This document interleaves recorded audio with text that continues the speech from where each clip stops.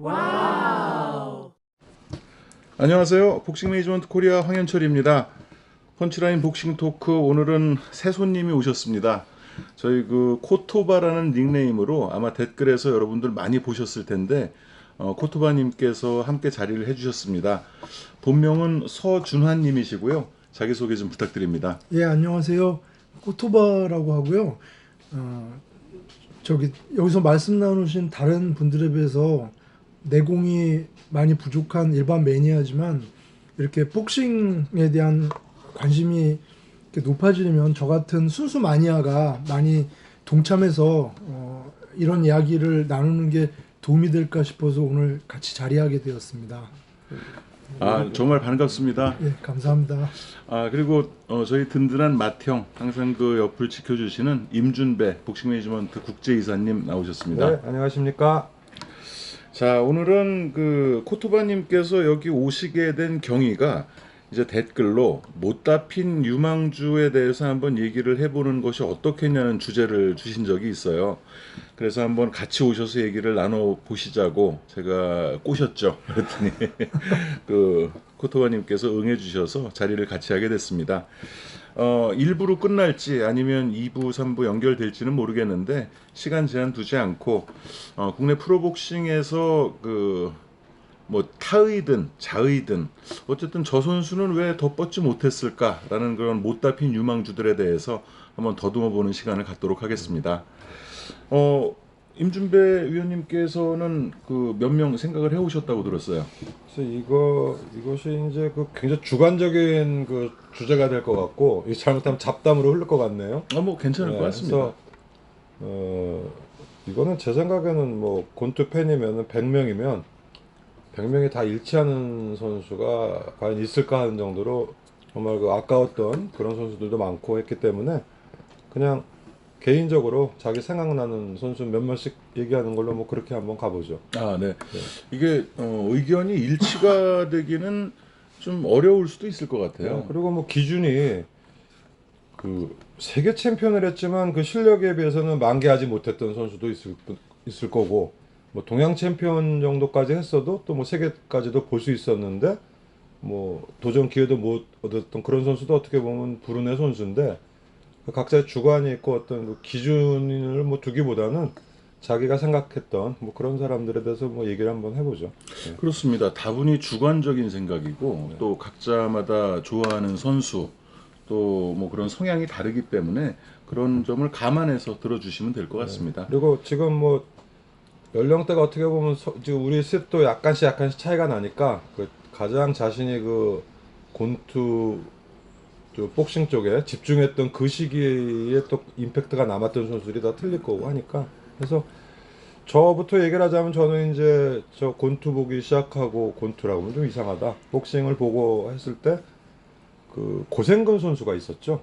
그렇죠. 네, 그래서 제가 복싱 시합 접하고 체육관도 좀 나가보고 하던 게, 이제 체육관은 물론 이후에 좀 나갔지만 72년, 1년 요때부터 복싱을 봤는데, 73년 초인데 이제 장충체육관에서 이제 홍수환 선수의 논타이틀, 이제 세계 타이틀 매치 전초전 이렇게 명패는 붙이고 하는데, 세미파이널로 이제 프로 데뷔전을 하는 아마추어 국대 출신이죠. 그래서 혜성처럼 이제 나타났죠, 고생근 선수가. 근데 처음에 링에 올라왔는데 아마 지금도 그러시겠지만 굉장히 미남, 약간 매브리코에 좀 성격도 있어 보이지만, 그리고 아주 군더더기 없는 체형. 그래서 홍수환 선수, 일본 선수와 논타이틀을 하는데 세미파이널로 데뷔전을 합니다.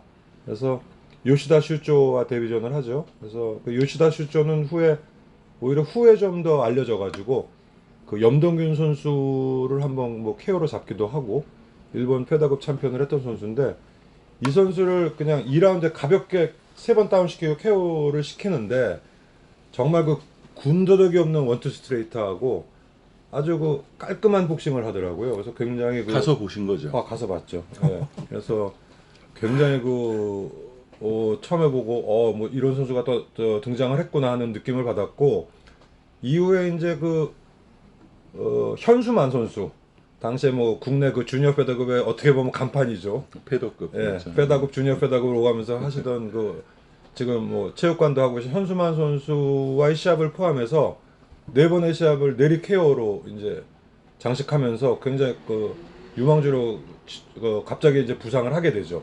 그래서 이제 오전째는 그 이제 약간 이제 뭐 테스트 매치라고 할까요? 그 일전에도 한번 얘기한 적이 있는데 그 일본 간바에 시즘에서 그 수입해온 케냐의 필립 와르윙게, 그래서 일본에서 이제 와르윙게 나가야마라는 이름으로 그 활동을 하던 선수고 그 올림픽에 두 번 메달. 두 번 메달을 땄죠.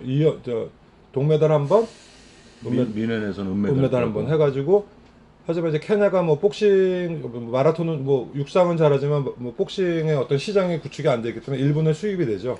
그래서 이 선수와 하는데 이 시합에서 이제 조금 뭐랄까 뭐 처음이니까 한계는 아니지만 굉장히 고전을 합니다. 그 와르잉게 이제 하고 판정에 뭐 좀 말이 많았지만 어쨌든 이 시합도 뭐 악전 끝에 승리를 하고 그 뭐 연승을 하면서 그 장래 그 굉장히 기대주로 그때부터 이제 그 각광을 받았지만 이제 그 이유가 조금 이제 좀 안 풀리기 시작했죠, 이 선수도. 그래서 그 몇 번의 이제 논타이틀전을 치르고 이제 그 모험을 하는 거죠. 그래서 당시에 이제 그 세계 챔피언 그 경력 있는 보르코서를 이제 그 서울로 불러 들어와서 어떻게 보면 이제 세계에 통할 것이냐는 그 테스트 매치였는데 이 샷을 완패를 하고 말이죠.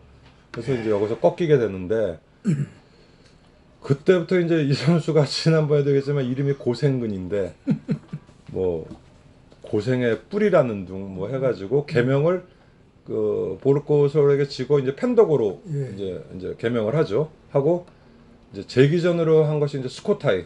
그 우리 홍수환 선수와 아주 그 방콕링에서 격전을 치렀고 또 사무라와의 세계 타이틀에 도전했던 그 스코타이를 불러와서 그 보르코솔에게 진 어떤 재기전을 펴가지고 4라운드 TKO로 이기는데 사실 이 시합은 뭐 큰 감흥은 없던 것이 이제 이 당시에 스코타이는 이미 반은퇴 상태였죠. 그래서 그 옛날 같은 기량을 보이지 못하는 스코타이를 4회 KO로 꺾습니다. 꺾고 다시 한번 이제 그 어떤 가능성을 보이는데 이 다음부터가 이제 좀 매니지먼트나 좀 이게 좀 답보 상태가 된 것 같아요. 그래서 어떤 큰 시합의 그 찬스도 못 잡고 그래서 이제 세계 뭐 사라테와 한다는 소리도 있었고 뭐 사라테가 논타이틀을 제안했다는 소리도 있고 뭐 이런저런 소리가 있었지만 그냥 그런 시합을 하다가 일단은 뭐 글쎄 뭐 차례대로 그 스텝을 밟자는 뭐 그런 의미인지 한국 타이틀 매치를 해서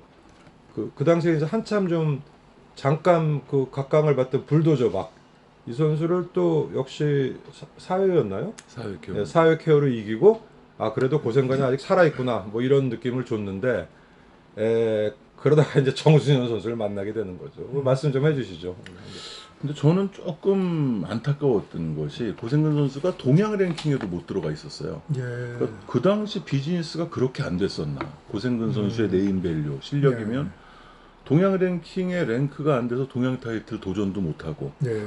뭐 세계 랭킹은 언감생심이고 근데 사라테에게 이제 대전 제의가 와서 갈까 말까 망설이다가 이제 안 했다고는 하는데 뭐 그 당시의 비즈니스를 제가 잘 모르기 때문에 그냥 안타까운 생각이 좀 들었습니다. 그러니까 이 고생근 선수가 물론 이제 그 이후에 뭐 매니지먼트 어떤 자기가 메인 이벤터로도 활동을 했지만 초반에는 약간 느낌이 그 홍수환 선수의 시합의 그 언더카드 뭐 이런 식. 그러니까 나중에도 제가 뭐 얘기를 하겠지만 박인규 선수가 예. 그 이단호 시합에 왜 그 언더카드 붙는 짝꿍. 뭐 짝꿍 뭐 이런 느낌이었고 제 생각으로는 그 고생건 선수에 대한 매니지먼트가 집중이 안 됐던 것 같아요. 동신체육관에서도 그렇고 했기 때문에 뭐랄까요 그 정순현 선수와의 시합 전에 이제 약간 김이 빠진 느낌 뭐 그런 정도였고 어쨌든 정순현 선수를 맞이하여 이제 방어전을 국내 타이틀 방어전을 벌리는데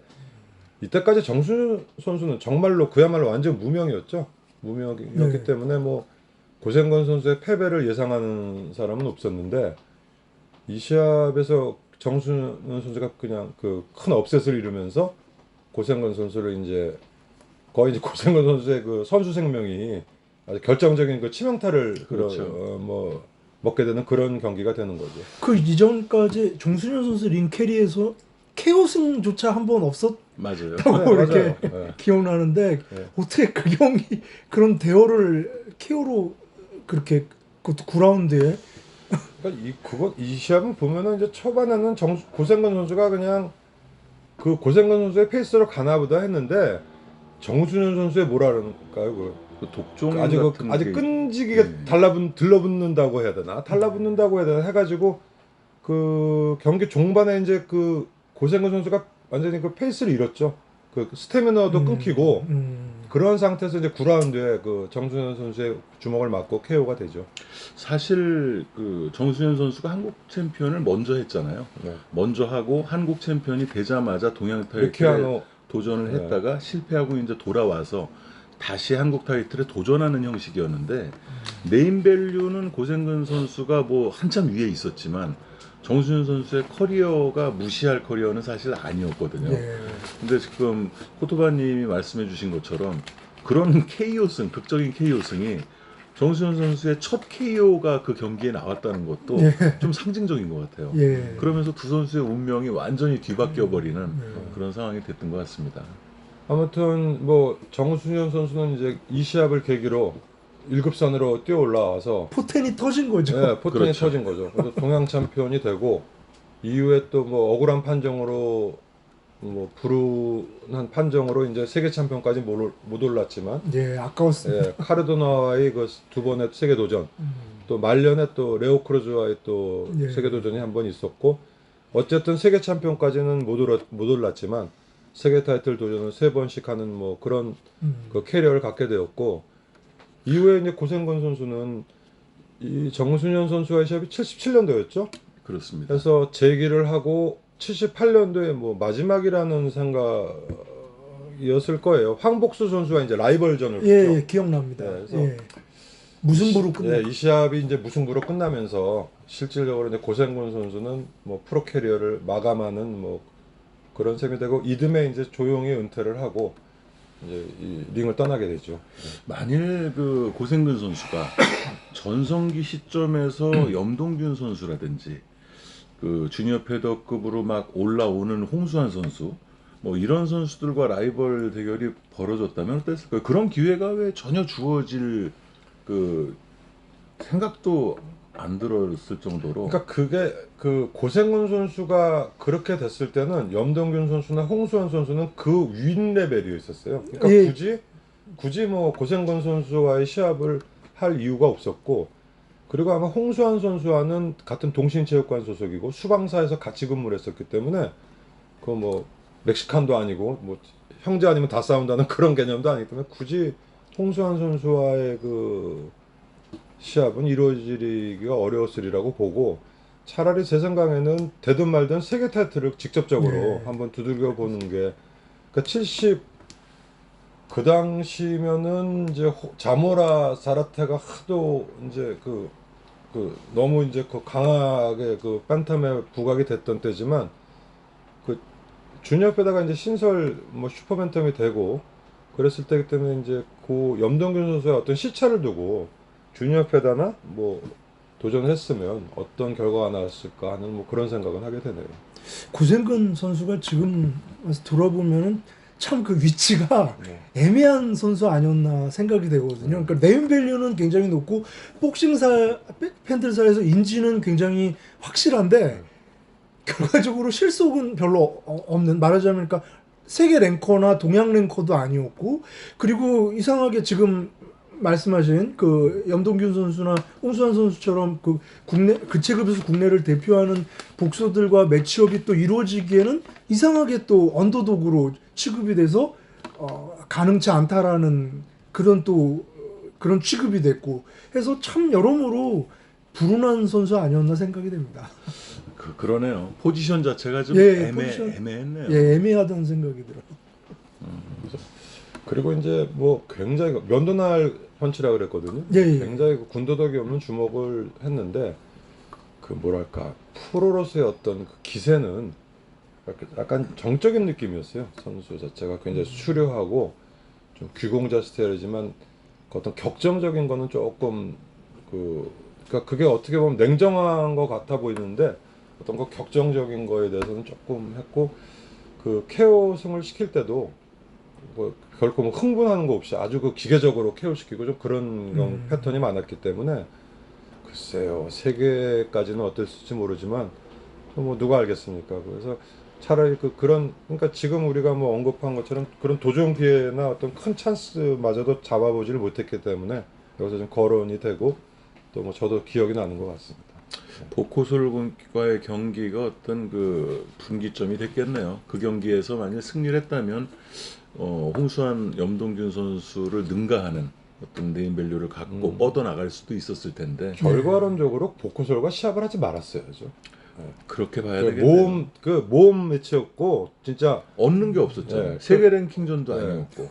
그 타이틀 매치도 아니고 논타이틀로 그렇죠. 그냥 붙었으니까 그래서 보코솔을 차라리 피하고 스코타에 불러서 좀 전적을 쌓고 그러니까 그 상대를 뭐 잘못했겠다는 거는 좀 말이 그렇지만 보코솔을 만나지 말았어야지 좀 더 긍정적으로 좀 선수 생활이 되었지 않았을까 하는 그런 생각이 드네요.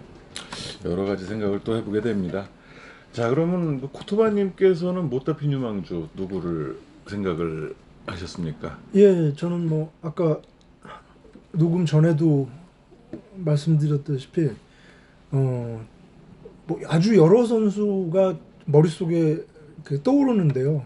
역시 뭐 한 70년대 후반에서 80년대 말까지 이렇게 역시 좁혀서 생각할 때 뭐 아주 많은 선수들이 안현 선수도 떠오르고 양일 선수도 떠오르고 프라이급의 정택동이나 뭐 신인왕 킬러라는 배덕환 뭐 이런 선수들이 떠오르는데 그 중에서도 저는 이제 아마추어 국가대표 출신이면서 정말 많은 복싱 팬들의 관심 철권이라고 해서 관심을 가졌던 김정철 선수를 한번 호명해보고 싶습니다. 네, 그러니까 김정철 선수가 당시 이제 국가대표 벤텀급이었나요? 플라이급이었나요?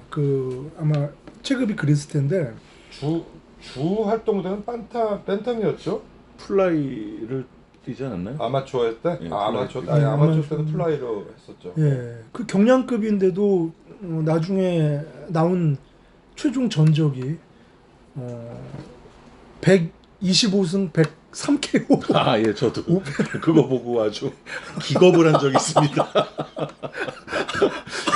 뭐, 정확한지는 모르겠는데. 예, 물론 이전에 여기 복싱 토크에서도 아마전적이 조금 부풀려졌을 수는 있다라는 이제 가능성에 대해서 얘기하신 적은 있지만 아무튼 거기에 조작이 있었다고 거기에 조금 이렇게 과장이 있었다고 해도 아무튼 주변에서 김정철이 올라가면 KO 시킨 기억이 많기 때문에 그런 걸 근거로 해서 링 레코드도 그렇게 나오지 않았을까, 어느 정도 근거가 있는 상태에서 나오지 않았을까 싶은데, 아무튼 굉장히 프로로 데뷔한다고 그랬을 때 여러모로 관심을 많이 받았던 것 같고, 그래서 이제 아니나 다를까 프로에 데뷔해서 한 이전까지는 진짜 철권의 이용을 과시하면서 다 초반 KO로 상대방을 다 제압을 하고 이제 이런 흐름이어서 당시 불과 2전짜리 프로 선수를 스포츠 언론에서 굉장히 주목해서 다룬 기억이 나요.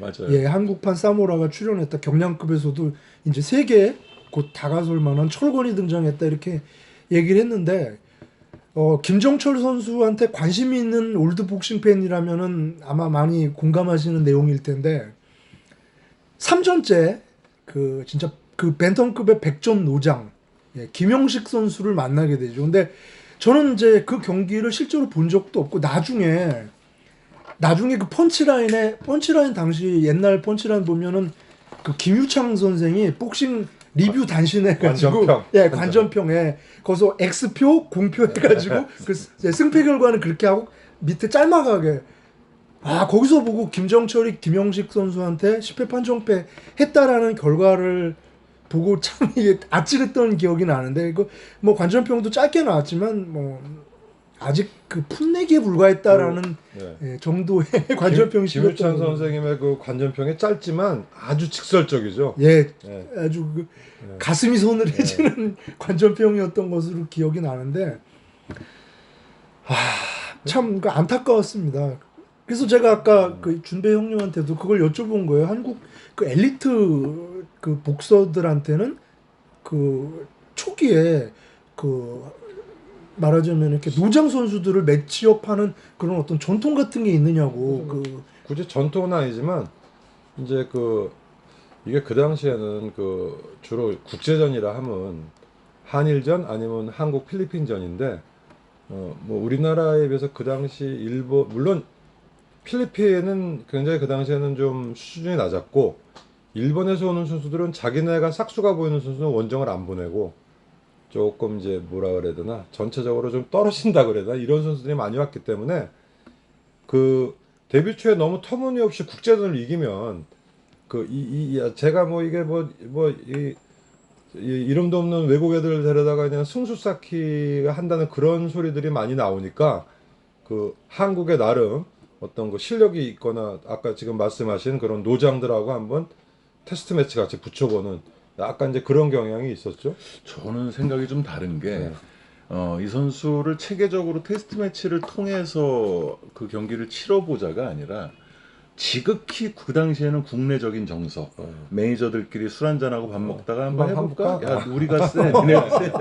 그런 식의 어떤 매치가 박찬희와 정상일의 경기도 사실상 뭐 김성준과의 정상일은 동양 타이틀 방어전을 잡아놓은 상태에서 할 이유가 없었죠. 할 이유가 전혀 없는데 한탄 내기로 했거든요.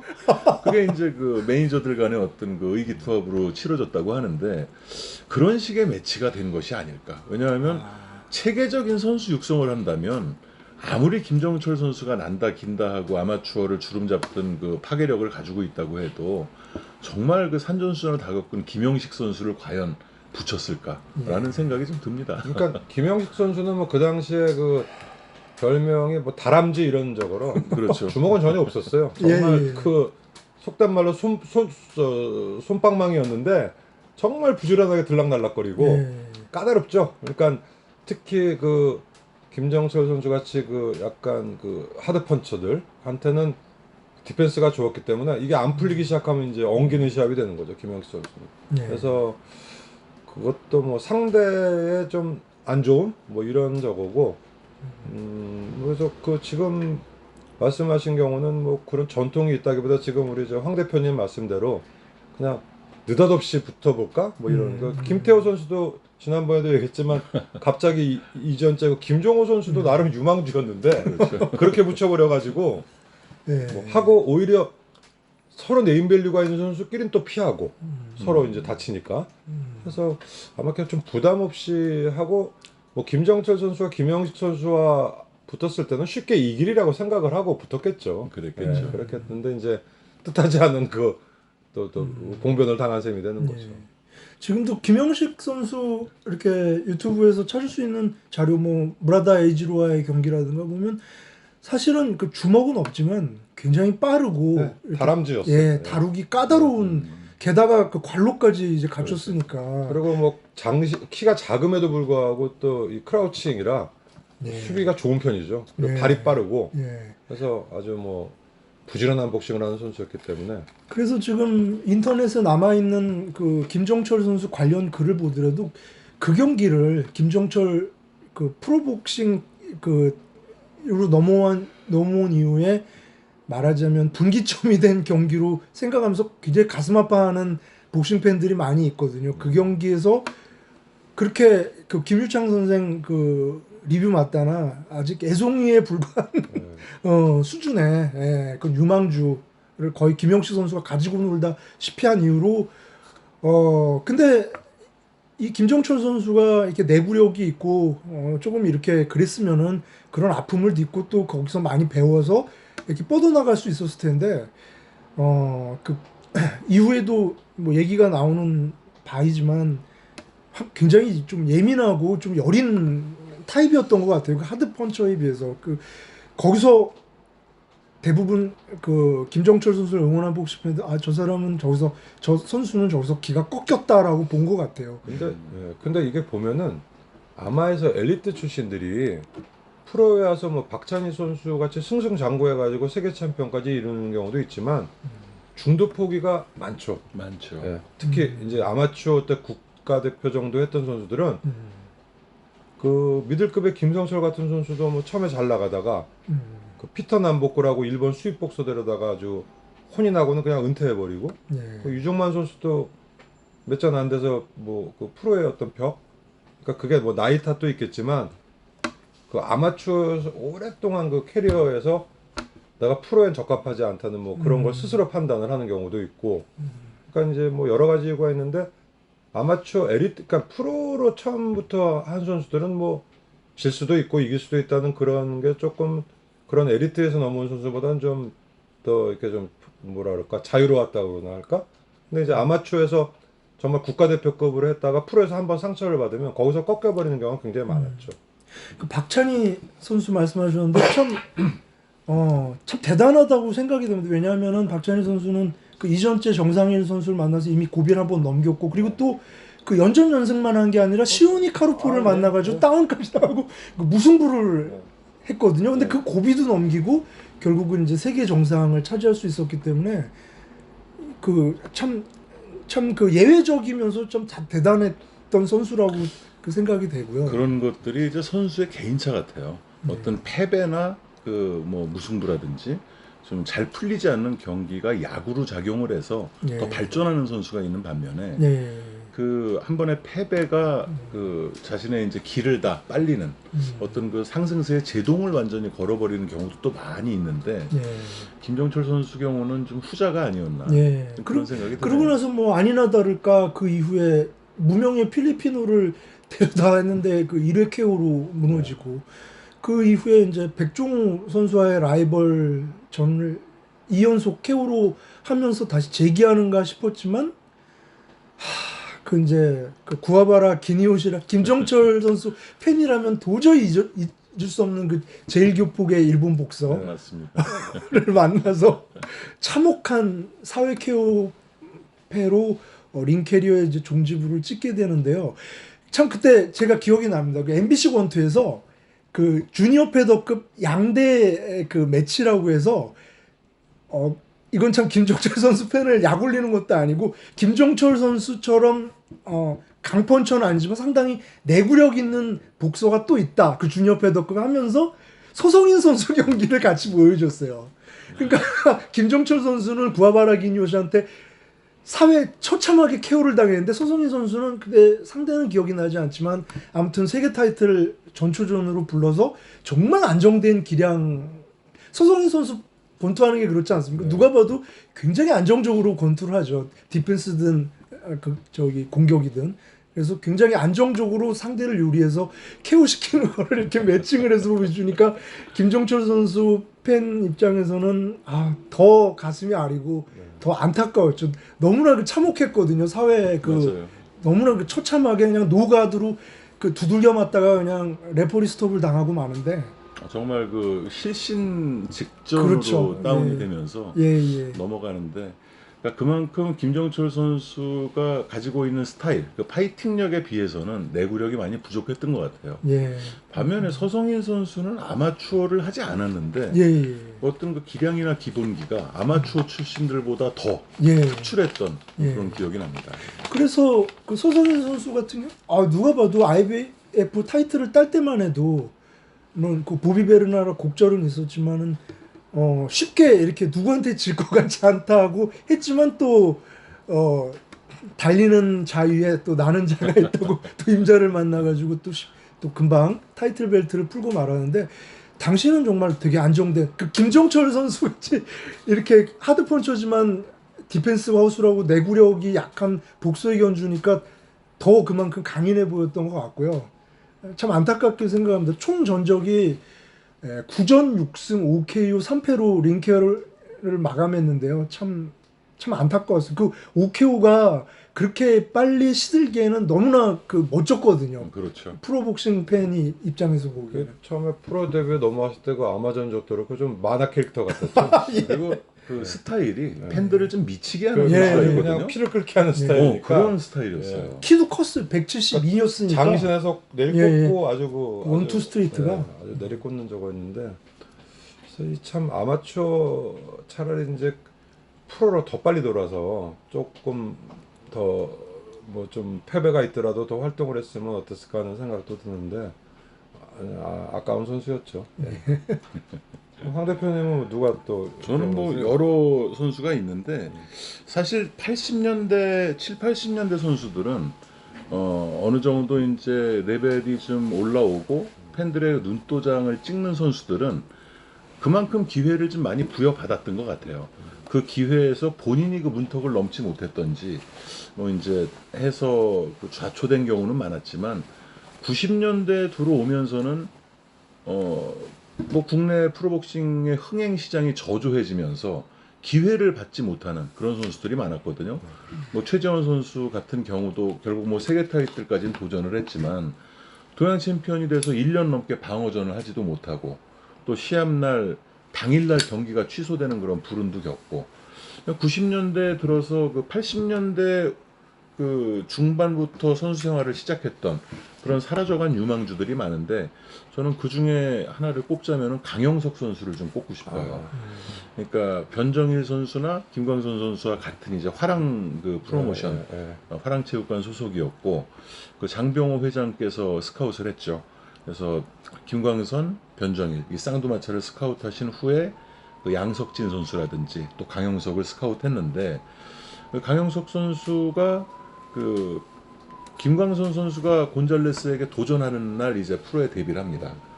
그리고 6전을 싸워서 4번인가를 KO로 이기고 6전 전승으로 이제 결국 95년도에 은퇴를 해요. 은퇴를 하는데 이때는 화랑 프로모션이 이제 변정일 선수가 타이틀을 뺏기고 94년도에 재도전에 실패한 후에 그 장병호 회장께서 이제 프로모션을 정리할 생각을 할 때였고 그러다 보니까 이제 강영석 선수도 시합을 할 수 있는 기회가 좀 줄어들면서 95년에 이제 그 전승 상태로 은퇴를 하게 되는데 그 경기력이나 이런 부분이 정말 대단했어요. 그 임팩트가 있었고 그 변정일 씨도 그 자기 후배 중에서 형석이는 정말 물건이다. 저놈은 정말 세계 챔피언이 될 수 있었는데 정말 아까운 인재를 하나 꼽자면 자기는 강영석 선수를 꼽고 싶다 그런 얘기를 했었거든요.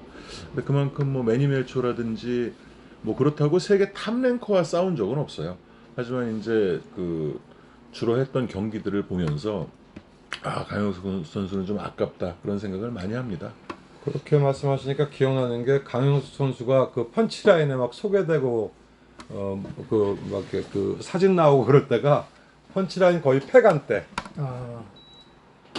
그 펀치라인 폐간 즈음에 이제 강영석 선수가 이제 거론되고 하는 게 그렇죠. 그 당시에 이제 뭐 펀치라인이 사실 폐간하게 된 것도 복싱 시장이나 복싱에 대한 어떤 인기가 급격히 이제 시들면서였기 때문에 그때 강영석 선수가 주목을 받으니까 이제 펀치라인에 뭐 이렇게 그 사진도 나오고 그러니까 그 시대가 그 맞물려서 좀 제대로 한번 시도도 못 해보고 그러고 접어야 됐던 그런 선수가 뭐 그런 선수네요. 그렇게 생각을 하면은 그 어떻게 보면은 예전에 저희 토크할 때 이제 그 임준배 위원님께서도 몇 차례 언급을 해주셨고 저희도 같이 공감을 했는데 김광선 선수가 움베르토 곤잘레스를 이겼더라면 예.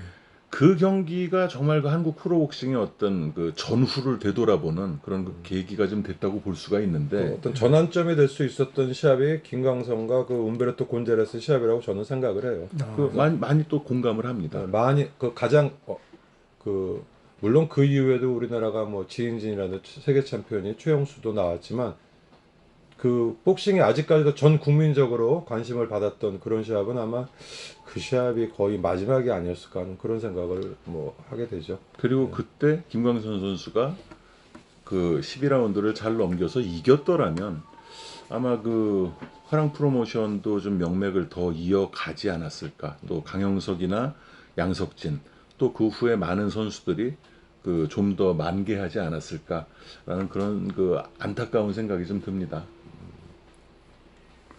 또 또 한번 꼽아 네, 보시죠. 뭐 이건 제가 뭐 일일이 이거 뭐 다른 때는 뭐 별로 자료를 그냥 안 갖고 하는데 이 박용훈 선수가 저는 참 불운의 아이콘이라고 생각을 하거든요. 그래서 지금 저 뭐 부산에서 아직도 그 체육관하고 활동을 하시는데 이 박용훈 선수 시합을 보면은 뭐 세계도 통할 수 있지 않을까 하는 그런 생각을 뭐 하게 했고 제가 그 간단하게 그 박용훈 선수 캐리어를 한번 이렇게 좀 보니까 이 전국체전 상비군으로 이제 아마추어 때 이제 처음으로 두각을 나타내 가지고 그 82년 뉴델리 그 당시에는 이제 아시안 게임만 나와도 최종 예선을 여러 번 했잖아요. 그렇죠. 네, 했는데 그 한채 소속 박희철 선수에게 뭐랄까 약간 네임밸류에서 밀려가지고 이제 그 선발전에 탈락을 합니다. 그래서 그 이듬해 이제 아시아 청소년 이제 선수권 대회가 있어서 선발이 됐는데 선수 수 부족으로 시합이 그 대회가 캔슬이 돼요.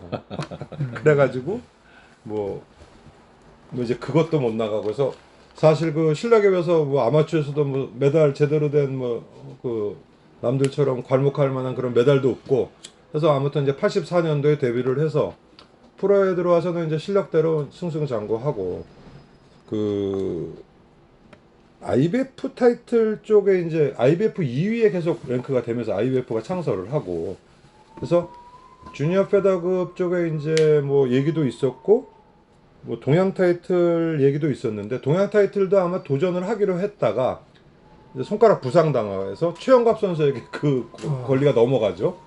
뭐 그래서 그 이후에 IBF도 그 주니어 페더급의 세계 랭킹에 계속 이름을 하고 이제 한 해 만에 그러다가 그 갑자기 이승훈 선수가 IBF 쪽으로 돌리니까 방송국이라든지 네임밸류 쪽에서 이제 IBF의 어떤 그 시합에 대한 거를 이제 이승훈 선수에게 뭐 뺏겼다고 할까요? 추월당했다고 할까요? 그래서 그 도전기에도 이제 뭐 이렇게 되죠.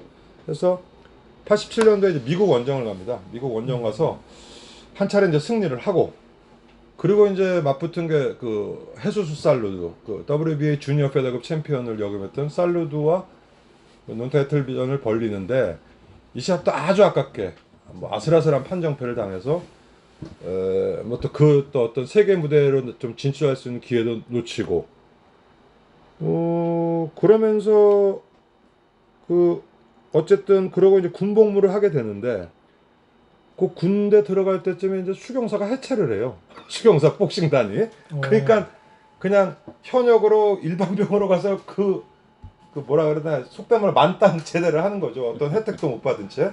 그래서 만약에 수방사죠. 수방사가 있었으면 그쪽에서 운동에 좀 전념을 해서 계속 캐리어를 쌓았을 텐데 그 공백 기간이 이제 군대 가 있는 동안 또 있게 된 거죠.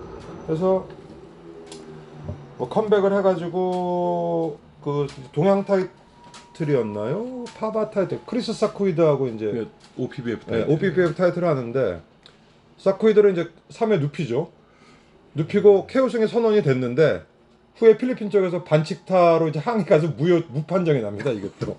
그래서 또 동양 챔피언을 뭐 땄다고 생각하는 것도 뭐 필리핀 가서 한 거예요. 네, 원정 가가지고 원정 가서 사쿠이드를 KO로 눕혔다고 생각을 했는데 그게 이제 반칙타로 필리핀에서 항의가 클레임이 들어왔고 또 부상 무승부가 되고. 그러니까 그러니까 무승부가 되고 부상 무승부 그러니까 노디 시즌이나 마찬가지죠. 그렇게 됐죠. 해가지고 그 동양 챔피언의 그 기회도 뭐 그 환상의 동양 챔피언이 됐고 이후에 이제 뭐 마지막이라고 할까 사라고사를 노리죠. 사라고사를 노려서 그 사라고사와의 도전이 거의 확정이 되고 방송국에서도 가승인을 받았는데 이번엔 또 소속사 88이 해체를 합니다. 그래서 공중분해가 됐죠. 네, 그리고 그래서 결국은 뭐 이런저런 모티베이션 다 잃고 좋은 시절 다 보내고 군대에서의 어떤 긴 공백도 있었고 그래서 마지막에 이제 인도네시아 원정 가서 뭐 파바 타이틀을 한번 도전을 하지만 거기서 KO패를 하고 파바 타이틀 도전하기 전에 국내에서 이제 사무엘 두란과 동양 타이틀 매치를 합니다. 아, 두란하고 근데 네. 이제 사무엘 두란이 그 직전에 그 2라운드에 KO를 시켰던 선수예요. 예. 근데 그 두란한테 또 판정패 당해요, 국내에서. 불운의 아이콘이네요. 이 그때는 정도면. 정말 말년이었고 나이 30이 또 넘었을 때였거든요. 그래서 제가 보통 이거 이제 토크할 때는 그냥 뭐 기억나는 대로 하는데 옛날부터 이제 박용훈 선수는 정말 제 실력에 비해서 정말 운이 안 따른 선수라고 생각을 해가지고 오늘 뭐 이런 소재를 얘기할 때서 이렇게 연도는 한번 제가 이렇게 정리를 했더니 다시 한번 느끼지만 정말 그 연대 안 맞고 불운했던 그러니까 무슨 그 소설 속 주인공처럼 뭐 군대를 가려니까 수방사가 해체되고 예. 뭐또 세계 타이틀을 그 방송국에서도 가승인까지 했더니 소속 그 프로모터가 해체되고 뭐 이겼던 선수에게 지고 필리핀 가서 원정 가서 동양 타이틀을 KO로 이겼다고 생각했는데 그 반칙타로 뭐 무판정되고 그래서 정말 그 실력에 비해서 정말 운이 없던 선수가 박용훈 선수였던 맞습니다. 것 같아요. 그 LA 가서도 3경기를 했는데 첫 경기 무승부하고 두 번째 이긴 선수가 알프레도 랑엘이에요. 그 세계 타이틀에 도전했고 그 도시하고 그 도시하고 세계 타이틀까지 했던 선수인데 그 선수 1라운드에 KO 되긴 했지만 네. 그 선수를 어쨌든 판정으로 이겼거든요. 그리고 미국 가서. 살루드도 보통 선수가 아니에요. 그렇죠. 네, 근데 아주 근소한 차로 판정패를 당했고 이 박용훈 선수는 체급에 비해서 굉장히 체격이 당당하고 뭐 주먹도 굉장히 묵직하고 해서 글쎄 연대만 잘 맞았으면 세계 타이틀 정도 뭐 챔피언이 되리라고 못하지만 세계 타이틀 도전 정도는 충분히 할 수 있었던 실력자인데 그 결정적인 순간마다 뭔가 그 자꾸 그 옛날 말로 핀트가 안 맞아가지고 뭐 그렇게 해서 그 프로 생활을 마감하는 그런 불운의 아이콘이 됐죠. 맞습니다. 그 최근 선수를 이제 좀 한번 짚어보자면 저는 그 김한철 선수 되게 아쉽게 생각이 돼요. 아주 그나마 아주 그 최근 선수네요. 그렇죠. 지금 2000년대 선수인데 예. 이 선수가 75년생입니다. 75년생이고 프로 데뷔를 2000년도 11월에 하니까 만 25세 이제 프로 데뷔를 했고 프로 데뷔를 하고 나서 이제 그 2001년 초에 신인왕전이 열려요. 그 2000년도 신인왕전이 이제 열린 건데 98년도 신인왕전이 열리고 99년도에 신인왕전이 못 열렸습니다. 그 해에 이제 스폰서도 없고 신인왕 자체가 건너뛰게 되는 그런 그 흥행의 저조로 인해서 그런 시기를 맞게 되는데 진재철 회장이 2000년도에 권투위원회 회장으로 들어오면서 이제 2000년도 신인왕전을 이제 열게 됐고 때 맞춰서 이제 김한철 선수는 데뷔 이전째 참가를 했죠. 참가를 해서 그 신인왕 첫 경기에서는 이제 김용성 선수 추후에 이제 그 WBO 아시아 퍼시픽 슈퍼라이트급 챔피언이 되는데 그 선수의 판정승을 거둬요. 그리고 나머지 경기는 KO로 이기면서 이제 신인왕이 되고 그리고 그 후에 계속적으로 KO승을 거둬서 그 한국 챔피언이 또 됩니다. 김대영 선수라고 상당히 베테랑 선수였는데 그 김대영 선수를 이제 그 마지막 라스트 10라운드에 KO 시키면서 인상적으로 한국 챔피언이 됐고 예. 그 당시에 저도 이제 심판을 이제 할 때라 2003년도니까 막 시작하셨을 시작할 때일 때라 거예요. 현장에 있었는데 사실 뭐 2004년도면 큰 제목은 잘 안 보이던 시절인데 그 선수는 조금만 좀 다듬고 하면은 가능성이 있겠다는 그렇죠. 뭐 관계자들이나 그런 평을 많이 들었어요. 신체 조건도 좋고 맞아요. 뭐 주먹도 있는데 테크닉도 있고 해가지고 굉장히 사실 유망. 신인왕전은 웰터급으로 이제 출전을 했다가 그 무리한 감량 때문에 미들급으로 미들급, 올려서 이제 미들급 한국 챔피언이 되고 방어전에서 이제 그 뭐 리매치를 김대영 선수랑 다시 갖게 되는데 또 2라운드에 깔끔하게 KO를 시키고 그리고 또 파바 챔피언에 오릅니다. 예. 그러면서 이 선수는 괜찮겠구나. 그때까지 전적이 12전 12승 11KO 그리고 연속 KO승이 10이었어요. 10번 연속으로 이제 KO를 하면서 2004년도에 그 파바 챔피언이 이제 되는데 부산 거북체육관 소속이었습니다. 예. 근데 이제 고맘때 그 부산 거북체육관 대병록 관장이 라크바를 스카웃을 다시 해옵니다. 그래서 2004년 4월에 라크바를 데리고 미국에 가서 그 미겔 칼리스트를 꺾고 WBA 라이트급 챔피언이 돼요. 그래서 상당한 경사를 맡게 되는데 챔피언이 된 후에 이제 라크바가 변심을 하고 또 다른 뭐 다 밝힐 수는 없지만 라크바를 이간질을 해서 그 선수를 잃어버립니다. 그래서 세계 챔피언을 만들기 위해서 투자를 해서 그 라이트급 타이틀을 땄는데 그 선수가 없어져 버린 거예요. 실종됐죠. 그렇죠. 네, 미국. 그런 상황이 되다 보니까 대병록 관장도 이제 멘붕에 빠지고 이제 복싱에 대한 환멸을 좀 느끼기 시작해서 복싱을 정리해야 될 시점이 또 김한철 선수가 맞물린 거예요.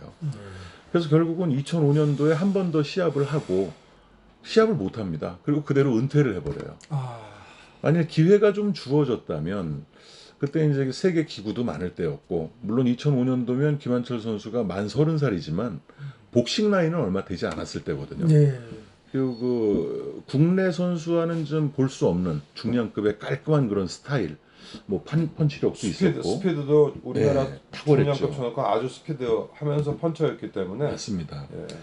그래서 이 선수가 그 OPBF 타이틀 정도는 거뜬히 차지할 수 있었던 그런 제목이었는데 사라지게 돼서 좀 안타깝게 생각이 돼요. 네.